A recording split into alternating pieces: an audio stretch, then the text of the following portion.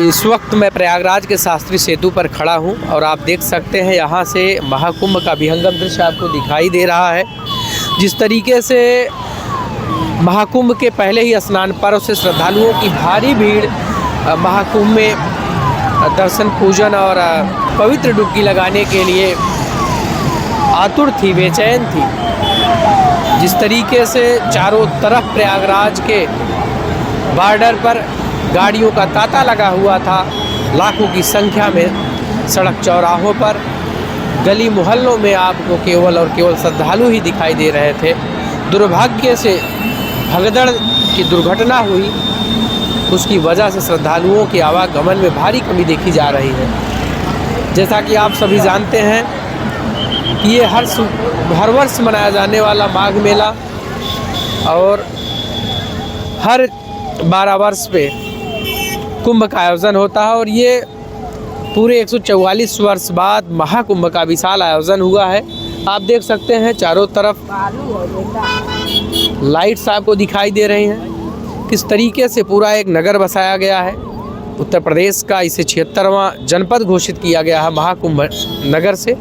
आप देख सकते हैं यहाँ किस तरीके से पानी की व्यवस्था, बिजली की व्यवस्था और चकर प्लेटों के माध्यम से सड़क बनाए गए हैं। पूरी तरीके से एक जनपद की तरह यहाँ की प्रशासनिक व्यवस्था काम कर रही है। यहाँ का मैनेजमेंट देखने के लिए विदेशों से लोग आया करते हैं और यहाँ से सीखना चाहते हैं, समझना चाहते हैं किस तरीके से क्राउड मैनेजमेंट की व्यवस्था यहाँ पर होती है।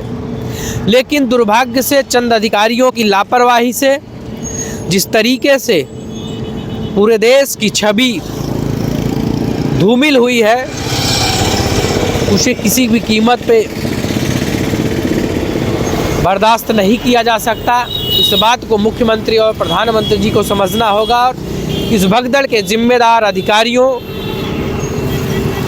के विरुद्ध कठोर कार्रवाई करनी होगी, जिससे एक नसीहत और एक नज़ीर पेश हो कि आने वाले समय में किसी भी तरीके से आम जनमानस के जीवन के साथ खेलने की गलती ये अधिकारी, कर्मचारी या जो भी संबंधित लोग जो इस दुर्व्यवस्था के जिम्मेदार रहे हैं, उनके विरुद्ध कठोर कार्रवाई होनी चाहिए। और कहीं ना कहीं सरकार की भी इसमें भारी चूक है। जिस तरीके से उसने केवल प्रचार और प्रसार करने का काम किया है, लोगों को बुलाने का काम किया है और उनके जान के साथ खिलवाड़ करने का काम किया है, उसे किसी भी तरीके से नज़रअंदाज नहीं किया जा सकता।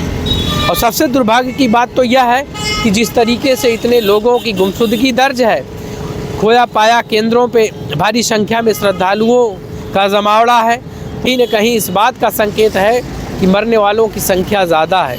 सरकारी आंकड़े में 30 लोगों के मरने की बात कही गई है और 60 श्रद्धालुओं के घायल होने की बात स्वीकार की गई है, जबकि मौके पर उपस्थित लोगों के चश्मदीद की जो गवाही है उसमें साफ साफ ये पता चलता है कि भगदड़ एक जगह, 2 जगह नहीं बल्कि 3 जगह हुआ है।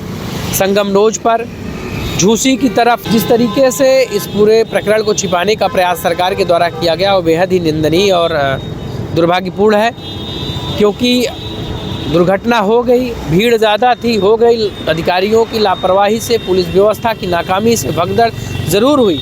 चूँकि जिस तरफ से लोग जा रहे थे उसी तरफ से स्नान करके वापस लौट रहे थे, तो उनके इस अव्यवस्था के कारण भगदड़ हुई। लेकिन भगदड़ में मारे गए लोगों की सही संख्या सरकार को बतानी चाहिए।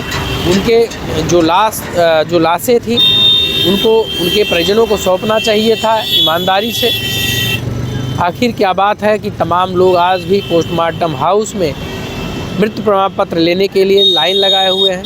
इन तमाम व्यवस्थाओं को देखते हुए यही कहा जा सकता है कि इसमें संलिप्त अधिकारियों के विरुद्ध, जिम्मेदारों के विरुद्ध कठोर कार्रवाई होनी चाहिए, जिससे कि एक नज़ीर पेश हो आने वाले समय में किसी भी कीमत पे इन अधिकारियों के द्वारा, व्यवस्था के द्वारा, सरकार के द्वारा इस तरीके की लापरवाही न बरती जाए और आने वाले समय में जो मेले की व्यवस्था है और अच्छी सुविधा दी जाए और विहंगम और शानदार आयोजन हो, बिना किसी क्षति के, बिना जान माल के नुकसान के।